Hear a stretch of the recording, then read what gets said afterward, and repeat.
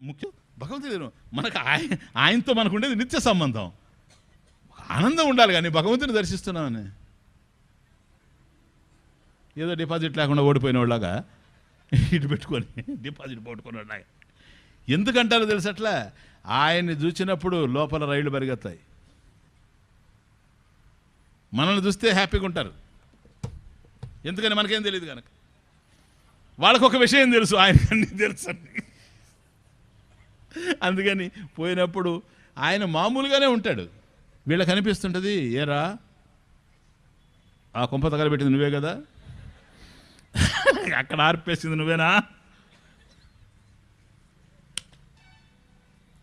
ఈ chit funds ఎత్తేసింది నువ్వేనా అని ఒక్కోటి ఆయన ఏం మాట్లాడు వీడియో లోపల నుంచి అంతరాలాపం. అర్థమవుతుంది. ఇది వచ్చిన బాధ, చేసినవి వదిలిపెట్టవు, అందువల్ల నిరసించిపోతుంటారు. నారదుడి దగ్గర నిరసమే లేదు ఎప్పుడు, ఫస్ట్ టైం చూచాడు. చూడండి తమాషా, మనం నిరసించేది మనం చేసే తప్పుల వల్ల, నారదుడు నిరసించింది అందుకు కాదు.